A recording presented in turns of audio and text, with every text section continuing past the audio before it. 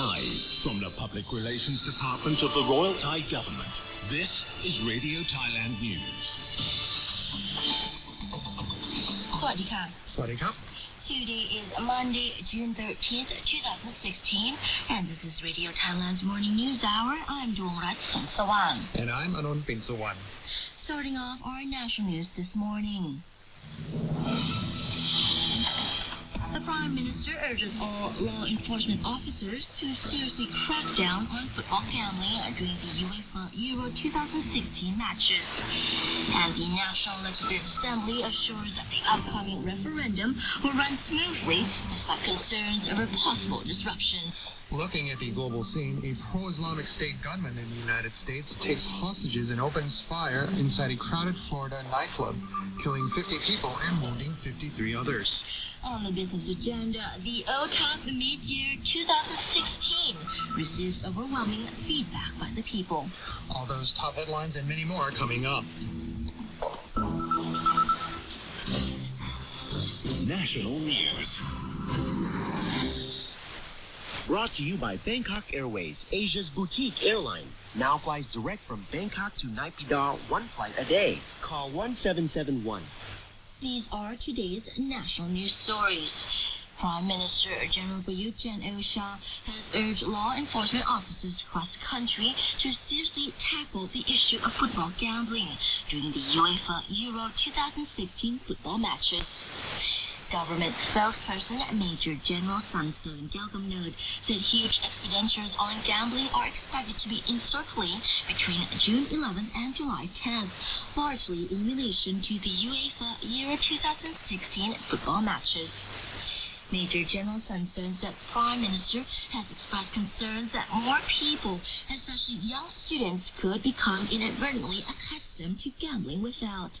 Major General Sanson also added that the Premier is aware that the use of laws against gamblers is not the most effective solution to the problem, but they must still be implemented to discourage gamblers.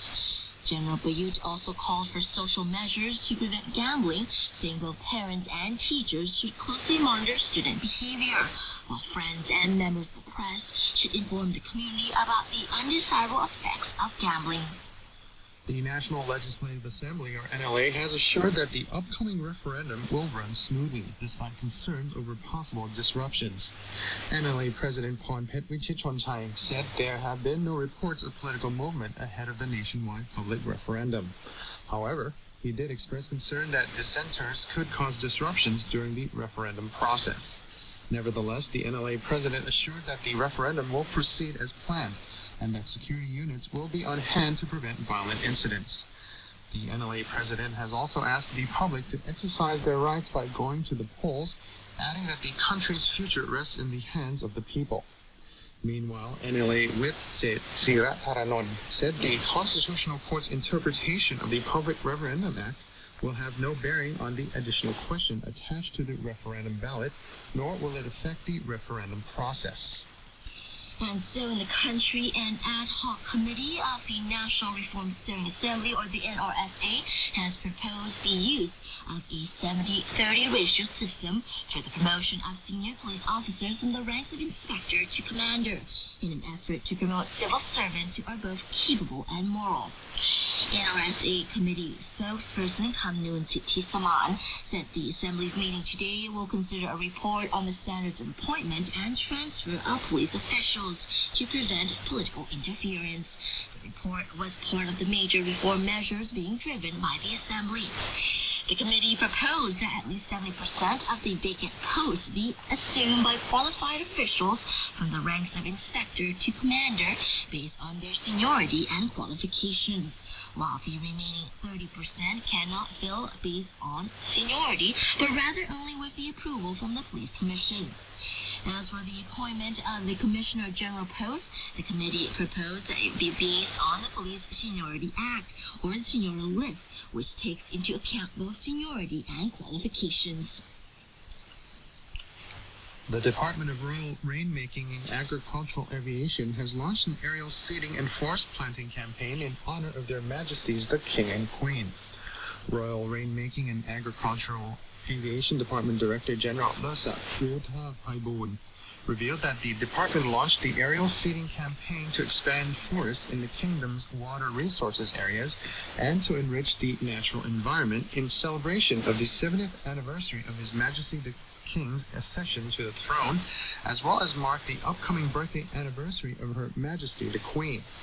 The forest planting operation will take place from now until September 30th.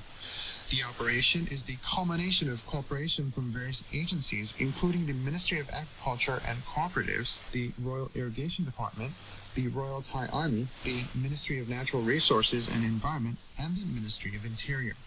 The two main activities in this campaign include tree planting in the Thorong Lam Gong Reservoir in Phetchabun and aerial seeding operations that begin today from Nakhon Sawan Airport.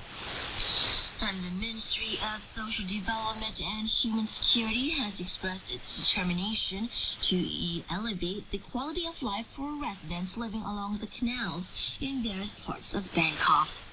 Permanent Secretary for Social Development and Human Security, Maitri Intusut, said he recently visited the Klong Lat Pao Prasha Uchit community, one of the sub-areas of the Klong Lat Pao community, to follow up on development projects along the canals, while offering assurances to residents that the government will help them with their relocation. The Klong Lat Pao Prasha Uchit community is due to be dismantled by July, and its residents are set to continue relocating until the end of the year. Maitri said he is satisfied with the progress of the project, which has taken place in 4 of the 12 planned areas, as the ministry has tried to address the issue of encroachment along the canal, while helping affected low-income earners to successfully move to new locations.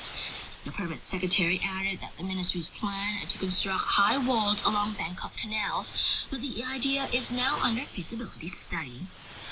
And finally, heavy rains in Pa Song Yang in that province have caused strong currents in rivers, prompting provincial administrative officers to urge local residents to closely monitor weather conditions. Local villagers, especially those who live near the river, have been told to watch for flooding after heavy rains fell for 3 consecutive days. Some roads and residential areas, as well as schools in the district, have already been inundated. Heavy rainfall has also reportedly caused road accidents, which have so far resulted in 1 fatality. Meanwhile, water levels in the province are reported to be falling, but currents remain strong as the rainstorms continue. And that wraps up the national headlines this morning. Coming up next, a man in China sets off a homemade explosive at a terminal in Shanghai's Pudong International Airport, injuring 5 people, including himself. All in the global segment when we come back.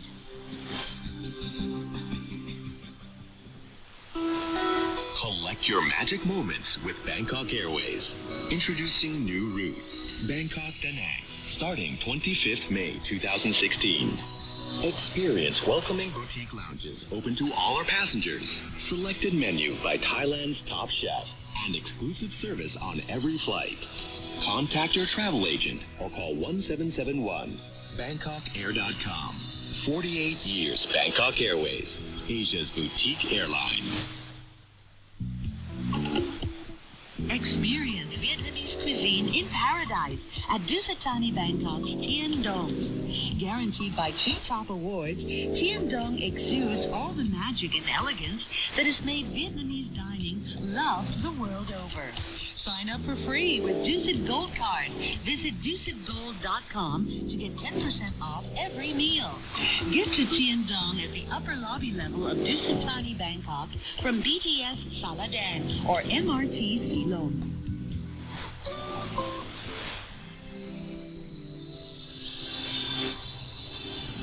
The Thai monarch and the nation.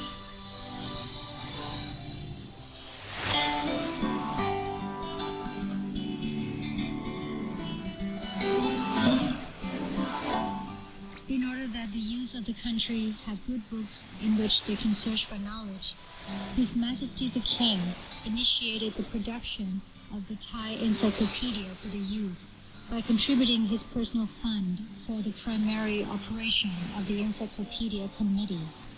This project began in 1968, and at present, 23 encyclopedias have been published.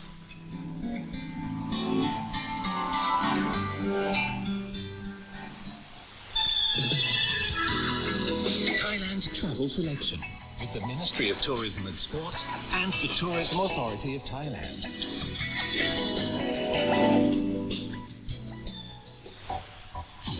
Thailand Travel Selection retreats to an urban oasis by the Chao Phraya with 2 relaxingly alluring monthly promotions at Royal Orchid Sheraton Hotel and Towers, Riverside Grill. On the first Friday of each month, Riverside Grill offers the perfect opportunity for a night out with friends with a special on tasty tapas and beverages. Featuring a wide variety of dishes to be shared, the evening will lend itself to diverting conversation. On the third Friday, meanwhile, the grill invites you to travel the world through a wide selection of gourmet cheeses and pairings. Sample the many types of cheese made across the globe in one place at a special price. Stylish and inviting, it is easy to unwind from the bustle of Bangkok at the Riverside Grill. With both air-conditioned comfort and alfresco dining, the restaurant beckons you to luxuriate as the sun sets with a classic or signature drink in hand, surrounded by soft and sultry sounds, while being offered a bold array of contemporary a la carte grill dishes. Let's go and indulge at Riverside Grill at the Royal Orchid Sheraton Hotel and Towers, where the Riverside experience is closer than you think. For information, call 02-266-0123 or visit royalorchidsheraton.com. Global News. Welcome back to the Morning News Hour here on Radio Thailand. Here are global stories. Police in the United States said a gunman wielding an assault-type rifle and a handgun took hostages and opened fire inside a crowded Florida nightclub on Sunday, killing 50 people and wounding 55 others before dying in a gunfight with SWAT officers. Police Chief John Mina also said the shooter had some sort of suspicious device. He said the suspect exchanged gunfire with other officers working at the club, then went back inside and took hostages. Authorities sent a SWAT team to rescue the hostages, and the suspect then died in a gunfight with those officers. The figure initially stood at 20 fatalities, but was later updated to 50 dead inside the club, becoming the deadliest mass shooting in U.S. history. Federal Bureau of Investigation, or FBI, spokesman Danny Banks said during a news conference that the mass shooting is being investigated as an act of terrorism. He said authorities are looking into whether this was an act of domestic or international terror, and if the shooter was a lone wolf. Police have said previously on Twitter that there was a controlled explosive at the scene of the shooting at Pulse, Orlando, and later that the noise was caused by a device intended to distract the shooter. In China, a man in China set off a homemade explosive at a terminal in Shanghai's Pudong International Airport on Sunday, injuring 5 people, including himself. The Shanghai government said in a short statement on its official microblog that the explosion occurred near the airport's Terminal 2 ticketing area, and the people who were injured were taken away for medical treatment.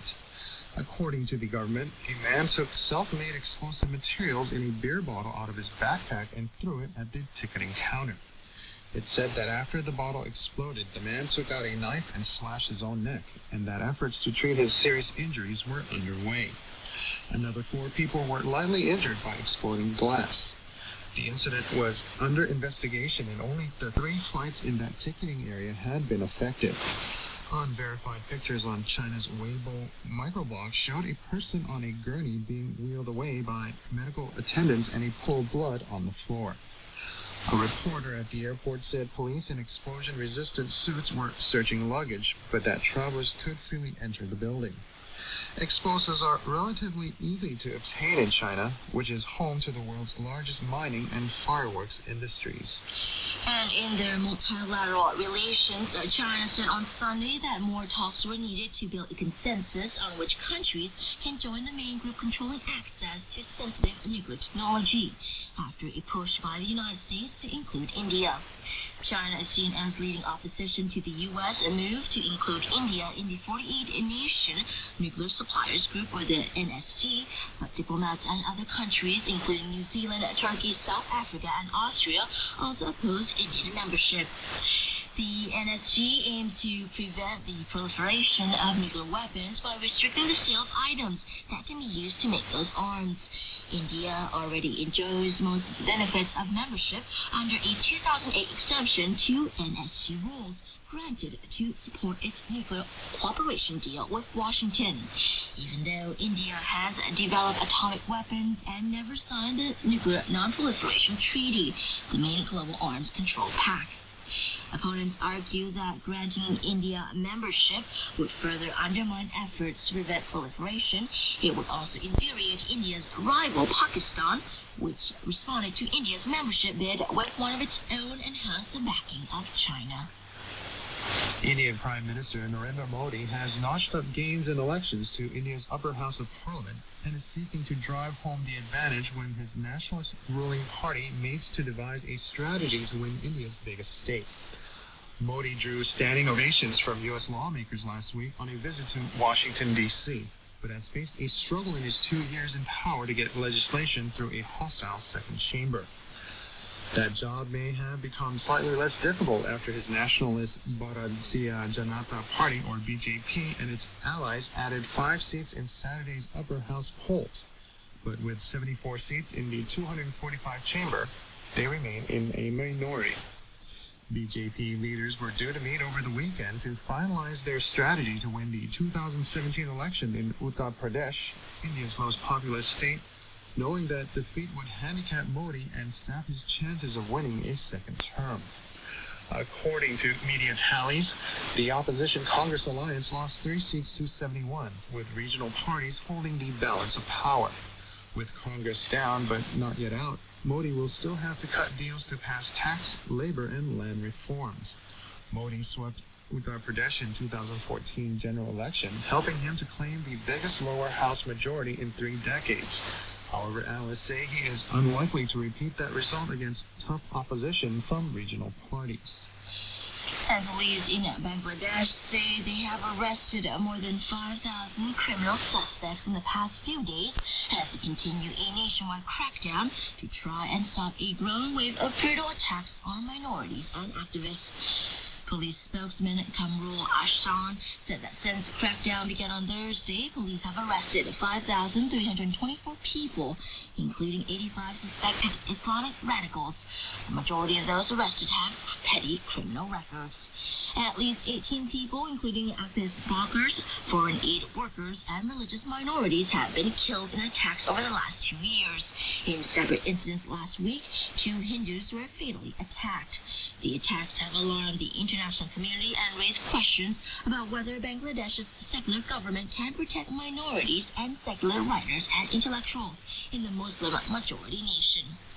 The crackdown began 4 days after the wife of a police superintendent who led drives against Islamic militants and drug cartels was shot and stabbed to death in the southeastern city of Chittagong.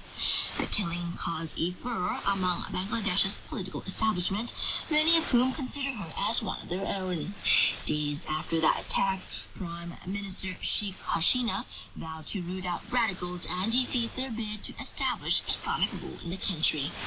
And lastly, the French government has rallied behind police in the city of Marseille after 3 days of fan violence marked the opening days of the Euro 2016 soccer tournament and raised questions over policing tactics and security inside the stadiums. Several hundred English and Russian fans squared off in Marseille on Saturday, hurling beer bottles and chairs and drawing volleys of tear gas from riot police who struggled to contain the skirmishes in the narrow streets of the old port. Later, Russian supporters charged at their English counterparts inside Marseille's Stade Velodrome after the match, forcing panicked supporters to scale over barriers. There were also violent exchanges along the Mediterranean coast between Northern Irish fans and locals in the city of Nice, where riot police again intervened. Marseille's mayor said he saluted the exemplary action of the police forces, both national and local. European soccer's governing body, UEFA, said it would open an investigation, including into racist behavior and the setting off of fireworks. And those were our global reports, still to come in our business section. The head of Germany's financial watchdog says a British vote to leave the European Union would hit large German banks. All this coming up.